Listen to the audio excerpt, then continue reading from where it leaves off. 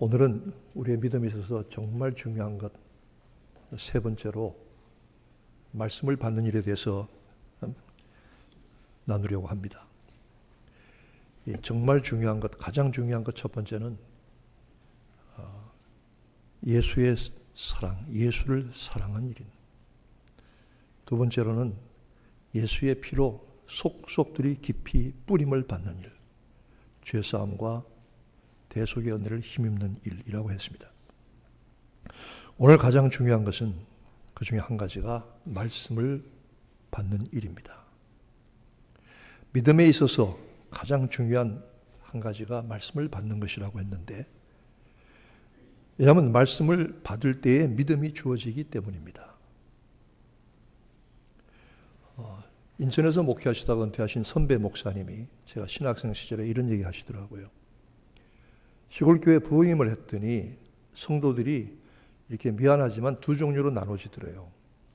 어떻게 되냐? 무슨 일을 하자고 해도 안 하는 신자들이 있더래요. 이런 핑계 저런 핑계, 참 힘들었대요.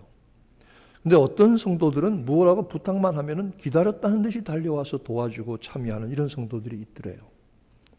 비가 오나 눈이 오나 바람이 부나 더우나 추우나 변함없이 그저 주님 섬기자 교회 일 하자 하면 언제나 오는 사람들. 그래서 이분이 참 이상하다. 왜 이렇게 나누어질까 하고 생각을 해봤는데, 오랫동안 자기가 지켜본 결과로 한 가지 차이가 뭐냐 하면 말씀의 은혜를 제대로 받았느냐 하는 차이더라는 거예요. 말씀의 은혜를 제대로 받은 사람은 뭐가 달라도 다르더라는 거예요. 그래서 결국은 말씀의 은혜를 제대로 받았느냐가 구원받는 믿음과 주님을 섬기는 일에 차이가 생기는 기준이 된다는 사실을 깨달았다고 목회에 고백을 하시더라고요. 바울 사도는 이 원리에 대해서 분명하게 말씀하고 있습니다. 오늘 본문 말씀에 믿음은 들음에서 나며 들음은 그리스도의 말씀으로 말미암는다는 원리입니다. 그러므로 여러분, 우리가 온전하게 말씀을 받는 일이 참 우리 믿음 생활에 중요합니다. 왜 우리가 모이기만 하면 예배를 드리고 예배는 긴 시간 동안 말씀을 듣는 것일까요? 그 말씀을 통해서 믿음이 생기고 믿음을 통해서 구원을 얻기 위해서 말씀을 듣는 것이요.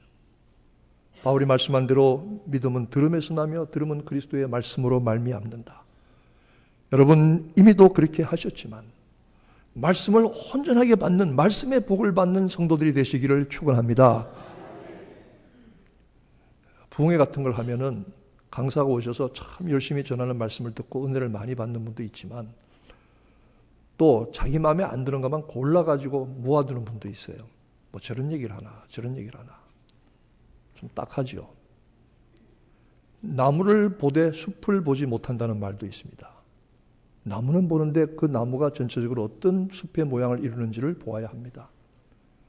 달을 가리켰는데 달은 보지 못하고 달 가리키는 손가락만 쳐다보고 있다는 얘기도 있습니다.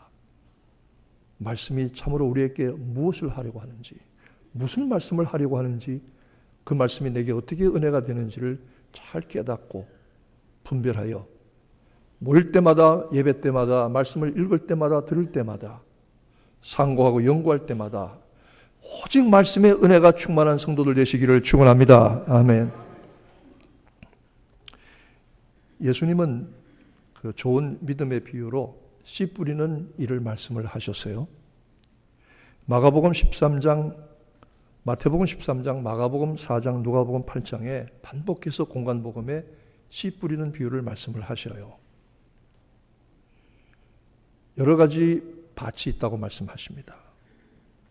물론 씨를 뿌리는 사람이 좋은 씨를 골라서 뿌리는 것은 당연한 일입니다. 농부가 봄에 모를 내기 전에 모판에다가 벽씨를 뿌리는데 그냥 뿌리지 않습니다. 벽씨를 물에다 넣어서, 소금을 적당히 탄 물에 넣어서 벽씨가 속이 여물고 제대로 된 것은 가라앉습니다. 쭉 가라앉습니다. 그리고 속이 여물지 못하고 껍질만 남은 것은 둥둥 뜹니다. 그럼 둥둥 뜨는 건 다 걷어다가 버리고 물 밑에 착 가라앉는 아주 속이 여물고 확실한 벽씨들만 골라서 모판에 심으면 그곳에 싹이 나고 모가 나서 그것 가지고 모내기를 하는 겁니다. 좋은 씨를 골라야 하고 좋은 씨를 뿌려야 합니다. 설교자는 어떻게 하든지 하나님의 말씀을 온전히 전하고 그 말씀을 성도들이 받도록 최선을 다하고 심지어 몸의 컨디션까지 조절해야 하고 그리고 넥타이 하나도 신경 쓰고 나와야 합니다. 여러분 알거나 모르거나 간에. 그런데 주님께서 하시는 이 비유의 말씀의 초점은 뿌리는 사람에게 있는 것이 아니라 말씀을 받아들이는 밭에다가 초점을 두고 말씀하십니다. 밭이 여러 가지가 있어요. 돌짝 길바닥이 있어요. 길바닥. 사람들이 길을 내느라고 자꾸 다녀서 그 바닥이 돌처럼 아스팔트처럼 단단해졌습니다. 어쩌다가 거기 씨가 떨어졌는데 조금 더 밑으로 파고 들어갈 길이 없어요. 바람 부는 대로 뒹굴뒹굴 하다가 새들이 와서 쪼아 먹습니다. 완악하고 교만한 마음입니다. 말씀이 떨어졌는데 받아들일 데가 없어요. 그러니까 와서 마귀가 쪼아 먹고 가는 거예요. 제가 여러 해 전에 우리 교회 성도들과 산상 부흥회를 여름철 수련회를 펜실베니아의 어디 기도원에 갔더니 그 기도원 권사님이 그러시더라고요. 목사님 참 요즘 이렇게 산에 성도들하고 기도하러 오시니 좋으네요. 그러면서 하는 얘기가 기도원 밭에다가 옥수수를 1,500그루를 심었대요. 구덩이를 1,500개를 파고 옥수수를 2개씩 3개씩 알을 집어넣는데 그리고 흙을 덮고 물을 줬는데 나중에 보니까 1,500개 중에서 1,000개의 구덩이를 와서 새가 쪼아먹고 갔더래요. 500개에서 밖에 싹이 나지 않는다는 거예요. 이렇게 힘써서 농사를 짓고 씨를 뿌려도 흙을 덮어도 3분의 1밖에 싹이 나지 않는데 하나님의 말씀을 성도들의 마음속에 사람들의 마음속에 뿌릴 때에 그 말씀을 던질 때에 그 말씀이 완악하고 길짝밭 같아서 받아들이지 않는 그런 밭들이 많은데 참 어려운 때를 만났습니다. 말세를 만났습니다. 그렇게 말씀한 기도원 원장님의 이야기를 들었어요. 흙이 얇게 덮인 돌짝밭에 씨를 뿌렸어요. 밑에는 단단한 돌인데 끝에만 흙이 살짝 덮였어요. 뿌리를 잠깐 내렸어요. 말씀을 들을 때 일시적으로 기쁨이 있었어요. 은혜가 있었어요.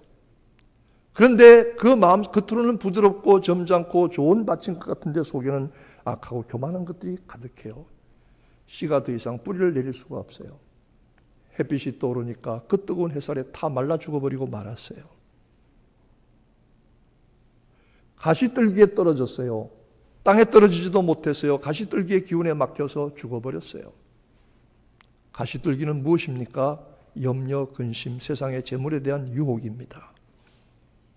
이런 것 때문에 말씀이 주어지지만 열매 맺지 못하는 겁니다. 그런데 주님께서 좋은 밭에 대해서 말씀하십니다. 완악하고 교만한 마음을 깨서 갈아서 부드러운 흙으로 바꾸고 의심의 잡초와 가시떨기를 뜯어내고 교만하고 완악한 돌 덩어리들을 다 뽑아낸 다음에 부드러운 흙을 만들면 말씀의 씨가 떨어지고 성령의 비가 내려서 여러분 그 심령 속에 크게 결실하게 될 때에 여러분의 마음이 참 좋은 밭 되기를 축원합니다. 100배의 결실을 맺게 되기를 축원합니다. 이것보다 더 좋은 일이 어디 있습니까? 바울은 오늘 말씀하시는 가운데 혁명적인 말씀을 하십니다. 그 말씀이 무슨 말씀입니까? 누구든지 이 말씀을 받을 수 있다는 것이죠. 여러분 왜 길바닥에도 씨를 뿌리고 가시덤불에도 씨를 뿌리고 돌짝밭에도 씨를 뿌립니까? 그 이유는 어떻게 하든 씨가 싹이 내리도록 뿌리는 겁니다. 아무나 듣고 이 말씀 듣고 깨닫게 하도록. 누구나 이 말씀을 받을 수 있다. 받아야 한다. 구약의 율법은 배타적으로 선택적으로 주어졌습니다. 유대인이 아니면 그 말씀을 받아서 지키고 그 말씀대로 은혜를 받기가 힘들었습니다. 그런데 오늘 우리에게 주어진 말씀은 누구나 받을 수 있고 누구나 그 말씀을 통해서 은혜와 복과 구원을 얻을 수 있습니다. 마이클 조던이라고 하는 유명한 농구 선수가 있었잖아요. 그가 1년에 6천만 불 벌었습니다. 그 정도는 돈도 아니죠. 구단에서 3천만 불, 광고 수입이 3천만 불, 6천만 불 됐어요. 그런데 이 마이클 조던이 골프장에 들어가려다가 쫓겨났습니다. 어제도 우리가 골프 대회를 했는데 성적이 어떻게 됐는지 대강 듣긴 했습니다만은 저보고도 골프 치라는 분이 많아요. 나오라고 권하는 분이 많아요. 어떤 분은 저보고 목사님 다 해도 골프는 하지 마세요 이런 분이 있는가 하면, 어떤 분은 목사님 골프만한 운동이 없습니다 이런 분도 있어요. 아주 헷갈려요. 제가 나이가 얼만큼 되면 골프 치겠습니다 그랬는데 그 나이가 됐는데 안 쳐요. 그 다음에 제가 말을 바꿨어요. 우리 신자들이 절반 이상 골프채를 들고 다니면 저도 들고 다니겠습니다. 골프 좋은 건 줄 압니다. 그러나 우리 성도들이 적어도 절반 이상 들고 다니면 저도 하겠습니다. 아마 죽을 때까지 못할 것 같아요. 마이클 조단이 골프장에 들어갔는데 쫓겨났어요. 왜? 그 골프장에 회원권이 없다는 거예요. 배타적인 멤버십, 흑인인데다가 회원권이 없어요. 돈이 아무리 많아도 못 들어가요. 프라이빗 골프에. 그랬더니 마이클 조단이 쫓겨나서 화가 나가지고 그 골프장을 다 사버렸어요. 그리고 자기 마음대로 들어가는 거예요. 자기 거니까. 그러나 구약의 율법은 피로 제사를 드리고 유대인으로 개종을 하고 할례를 받는 사람들에게만 은혜와 구원이 임할 수 있었지만, 오늘 예수 그리스도의 피 뿌리심으로 말미암아 어느 곳에든지 말씀의 씨가 떨어지는 건 마찬가지로 우리 누구나 주의 말씀을 받기만 하면, 주님의 말씀을 받기만 하면 믿음이 생기고 은혜를 받고 구원받을 줄로 믿으시기를 축원합니다. 오늘 성경 말씀이 이렇게 말하고 있습니다.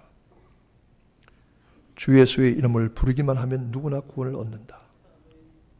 사람이 마음으로 믿어 의에 이르고 입으로 시인하여 구원에 이르느니라. 예수를 하나님의 아들 구세주이신 것을 내 마음에 믿고 입으로 전심으로 예수가 하나님의 아들이시며 부활의 주님이시며 나의 주님 구세주이십니다 고백할 때에 구원을 얻으리라. 사람이 마음으로 믿어 의에 이르고 입으로 시인하여 구원에 이르느니라. 이거 적당히 그냥 넘어가는 것 아닙니다. 정말 내 영혼의 고백, 성령께서 하게 하시는 믿음의 고백으로 하는 겁니다. 그렇게 하는 겁니다. 마음으로 믿어 의에 이르고 입으로 시인하여 구원에 이르느니라. 제가 우리 성도들이 예배 때마다 사도신경을 고백합니다. 전능하사 천지를 만드신 하나님을 내가 믿사오며 하는데, 제가 한 번은 여러분이 사도신경을 고백할 때마다 여러분이 독립선언문을 낭독하듯이 고백해야 됩니다. 1919년 3월 1일 아침에 종로의 태화관에서 민족대표 33인이 모여서 6당 최남선이 기초한 독립선언문을 낭독했습니다. 그리고 조선이 자주국임과 독립국임을 선포했습니다. 3.1 운동이 일어났죠. 그때 그 낭독이 끝나면 일본 경찰이 잡아가기로 대기하고 있었습니다. 여러 달 동안 고문을 받고 옥에서 죽을 고생을 하고 장기간의 형을 받고 민족대표 33인이 죽기도 하고 감옥살이 했습니다. 이 독립선언문을 낭독하고 나가면 일본 경찰이 잡으려고 지금 대기하고 있는데, 그 독립선언문을 낭독하던 사람들의 마음을 생각해 보세요. 우리가 신앙 고백할 때 적어도 그런 정도의 마음은 있어야 됩니다. 그냥 무슨 주문 외우듯이 넘어가는 건 아니잖아요. 정말 신앙으로 고백해야 됩니다. 고백하게 하는 것은 성령님이 하게 하십니다. 주의 누구든지 주의 이름을 부르는 자는 구원을 얻으리라. 사람이 마음으로 믿어 의에 이르고 입으로 신하여 구원을 얻으리라. 여러분, 이 은혜가 여러분에게 있으시기를 축원합니다. 아멘. 누구나 받을 수 있습니다. 기독교의 복음은 누구나 이 구원의 소식을 받고 믿어 구원에 이를 수가 있습니다. 서울의 종로에 가면은 승동교회라는 장로교회가 하나 있습니다. 여러분 아시는지 몰라도 지금 한 120년 정도 된 교회예요. 이 교회가 세워지게 된 과정이 특이합니다. 원래 그 교회는 미국 사람 선교사인 모어 목사라는 분이 오셔서 개척하고 목회를 시작을 했습니다. 처음에는 그 교회 신자가 한 20명이 있었는데 전부 정부의 고위 관리들입니다. 소위 말하는 잘 나가는 양반들이 그 교회의 신자들이었습니다. 그런데 구한 말에 서울에 크게 콜레라가 돌아서 사람들이 많이 죽었어요. 집집마다 콜레라로 죽은 시체들을 끌어다가 쌓아뒀어요. 박성춘이라고 하는 백정이 있었는데 이 백정도 콜레라가 걸렸어요. 죽은 줄 알고 갖다가 내어다 쌓아뒀어요. 근데 이 모 목사 선교사가 지나가다 보니까 아직도 숨이 붙어 있어요. 데려다가 치료해주고 살려줬어요. 이분이 너무 감사하고 고마워서 나 같은 백정도 예수 믿어도 되느냐고 그랬어요. 믿어도 됩니다. 세례받았어요. 이 조선조에는 양반, 쌍놈, 천민이 구분이 분명해서 7반천이 있었어요. 7개의 천한 직업이 있었어요. 그 중에 첫째가 백정이에요. 무당, 기생, 그리고 갑바치들. 특별히 무당은 이 상투를 틀지 못했어요. 사람 취급을 안 했어요. 아니, 이 백정은. 여러분, 백정 혹시 나오는 영화나 사극을 보시면 백정들이 상투하고 있으면 그건 가짜입니다. 사람 취급을 안 하는 거예요. 이 사람이 세례를 받고 교회를 나가기 시작을 했어요. 그랬더니 한 20명 앉았던 잘 나가던 양반들이 혀를 찼어요. 백정이 어떻게 들어와서 우리와 함께 예배드리냐고. 우리 이 교회 안 나온다고. 그러고 나가 따로 교회를 세웠어요. 혼자 남았어요. 이 박성춘 백정이 사방으로 다니면서 전도했어요. 나 같은 백정도 구원받습니다. 나 같은 백정도 예수만 믿으면 됩니다. 다 예수 믿으세요. 얼마나 전도 많이 했는지 신자들이 막 늘어났어요. 잘 나가던 양반들, 많이 배운 사람들이 행세하다가 백정하고 예배 같이 못한다고 나갔는데 그 잘 나가는 양반들이 앉아서 헤헴거리고 있으니까 교회가 맨날 죽어요. 생명력이 없어요. 나중에 와가지고 우리 다시 합합시다. 이렇게 돼서 두 교회가 합했는데 그게 오늘 승동교회예요.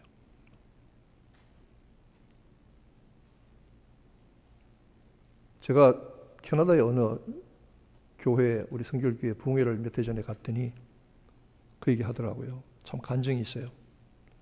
그 교회가 20년 전에 서로 싸워서 갈라진 교회래요. 여러분, 신자들이 싸우면 참 지독하게 싸워요. 세상 사람들이 본을 볼 만큼 지독하게 싸워요. 교회 갈라졌어요.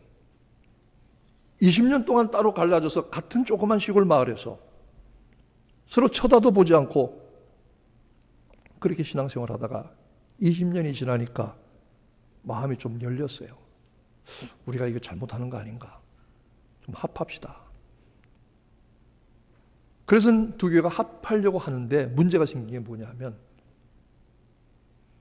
이 교회 건물을 지키고 있던 사람들이 뭐라고 그러냐면 우리는 여기서 20년 동안 몰개 짓느라고 죽을 뻔했다. 너희들은 뭐냐?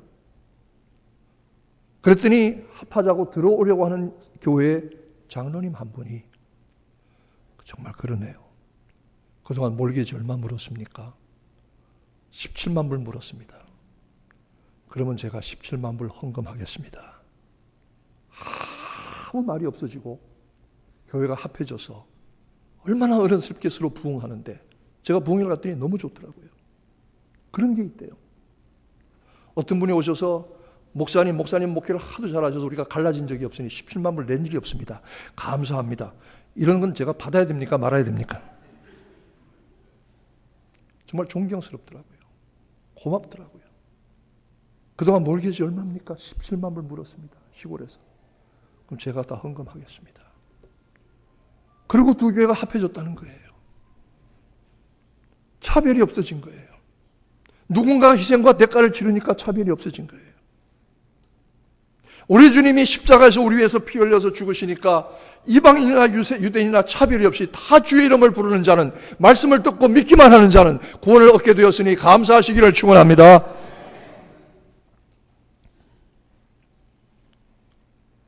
초대교회 한 105년, 150년 동안에 그 이단이 굉장히 교회를 괴롭혔어요.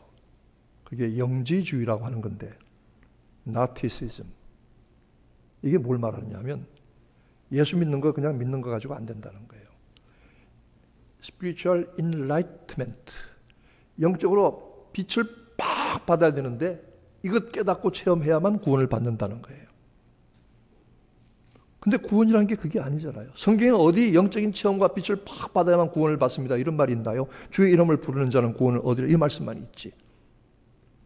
그러니까 이게 150년 동안 초대교회를 막 흔들어서 이 이단이. 지금도 이 이단의 흔적이 남아있어요. 소위 말하는 구원파가 그 흔적이에요. 박옥수, 기쁜 소식. 4단계 회개. 당신 구원 받았습니까? 언제 몇 월 며칠 몇 시에 받았습니까? 어떻게 구원 받았습니까? 죄사함 받았습니까? 4단계 회개했습니까? 아닙니다. 그건 성경이 아닙니다.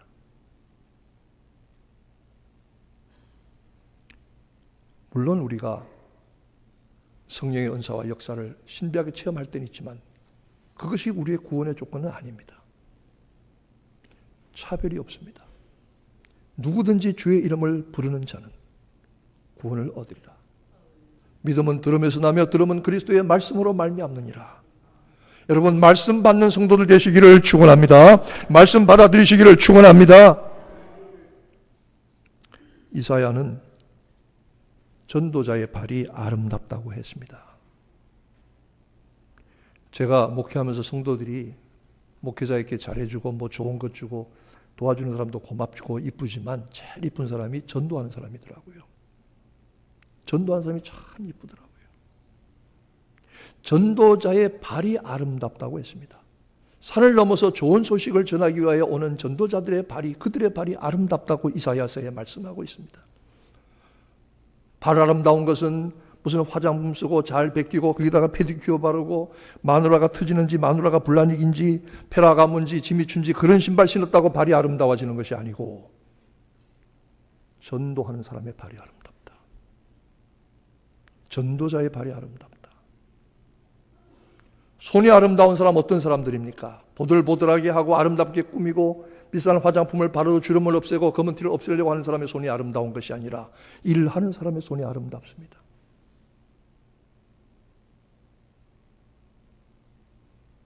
제가 어릴 때 따라 부르던 노래가 있어요. 봉봉사중창단인가? 블루벨스인가? 브루벨스인가 하는 꽃집의 아가씨는 예뻐요. 그렇게 예쁠 수가 없어요. 그랬어요. 근데 제가 정작 꽃집 하는 분들의 손을 만지면 그 손이 거북이 등짝이나 소나무 등글 같아요. 하도 거치고 가시 많은 꽃들을 많이 만져서 손이 아주 이게 딱딱하고 만지기만 끄끄럽고 거칠어요. 꽃집 하시는 집사님이 제가 악수하자고 그랬더니 손을 빼요. 목사님, 손이 거칠어서 못해요. 아닙니다. 아닙니다. 거친 손 이뻐요. 일부러 더 잡아줬어요. 횟집 하시는 집사님 가게에 신방을 갔더니 회를 쓸다가 나와서 목사님 손에서 비린내가 많이 납니다. 미안합니다. 손 못 잡겠어요. 아닙니다. 제가 손 잡았어요. 그러면서 베드로의 손에서도 이 냄새가 났을 겁니다. 그랬어요. 일하는 손 아름다운 거예요. 여러분 하루 종일 가서 직장에 가서 서서 일하고 내일 가게에서 일하고 델리 가게에서 일하고 또 이모저모로 일하고 다니고 쓰느라고 저녁에 오면 발이 퉁퉁퉁 부어서 발이 아파서 그 발이 아름답습니다. 일하는 발이 아름답습니다. 그러나 복음을 전하는 자의 발들이 가장 아름답습니다. 여러분의 발이 하나님 보시기에 아름다운 발 되어지기를 축원합니다. 좋은 소식을 전하여 받아서 믿고 주의 이름을 불러 구원을 얻도록 하는 일보다 더 귀한 일이 어떤 것이며 그들이 전하는 말씀보다 더 귀한 것이 무엇이며 그들의 발보다 아름다운 것이 더 어디 있습니까? 영혼을 구원하고 생명을 얻게 하는 일인 것입니다. 그러므로 우리의 신앙의 중심은 하나님의 말씀에 있습니다. 선포되는 하나님의 말씀을 그대로 받아들일 때에 믿음이 생기고 이 믿음이 마음에 주어질 때에 의에 이르게 되고 입으로 예수가 부활의 주님이신 것을 시인할 때 구원에 이르게 됩니다. 여러분 말씀이 우리들의 삶의 중심에 있어지기를 축원합니다. 오늘 우리가 마지막 부를 찬송이 199장이 아니고 399장입니다. 주의 약속하신 말씀 위에 서서 로셀 카트라고 하는 분이 이 시를 찬송시를 썼어요. 근데 이분이 간증이 있더라고요. 펜실베니아에서 밀리터리 아카데미 사립사관학교, 군사사관학교, 군사대학에 졸업을 하고 하도 머리가 좋고 재능이 많아서 그 대학에 수학공학 교수로 남았어요. 그런데 나이 30이 되었을 때 갑자기 심장병이 왔어요. 심장병의 그 증세를 감당을 못해서 아무것도 할 수가 없어요. 30의 젊은 사람이. 의사를 찾아다니고 약을 써도 소용이 없어요. 캘리포니아로 가서 3년 동안 휴직하고 요양을 했어요. 그래도 낫질 않아요. 다시 펜실베니아로 돌아왔는데 인생을 포기해야 될 정도가 됐어요. 아파서 견딜 수가 없어요. 심장 때문에. 어느 날 하나님의 말씀 성경을 읽다가, 여기서 중요한 것은 성경을 읽다가 갑자기 성경 말씀이, 여러분 검은 것은 글씨고 흰 것은 종이지 않습니까? 이 성경 말씀이 갑자기 불같이 살아서 자기의 영혼 속으로 확 들어오는 체험을 했어요. 말씀이 살아있네. 말씀이 살아있어. 이 말씀이 글자로 된 말씀이 아니라 살아있는 하나님의 말씀이야. 그가 그 말씀의 은혜를 깨닫고 그 자리에서 벌떡 일어서서 내가 이렇게 말씀 위에 서야 되겠다. 정말 일어나 섰습니다. 서가지고 말씀 위에 서야 되겠다. 말씀 위에 서야 되겠다. 하나님께서 나를 고쳐주실 줄로 믿는다. 즉시로 그 병이 떠났습니다. 그리고 그가 기록하여 적은 찬송이 바로 주의 약속하신 말씀 위에 서서 Standing on the promise of God, 하나님의 약속 위에 서리라. 이 찬송 부를 때마다 가슴이 뜨거워집니다. 여러분도 이 찬송 부를 때 가슴이 뜨거워지기를 축원합니다. 그래서 그가 1년 만에 사관학교 교수직을 그만두고 신학교에 가서 나약의 창시자인 A.B. 심슨 목사와 함께 미국 전국에 성결운동을 주관하는 부흥사 전도자가 됐습니다.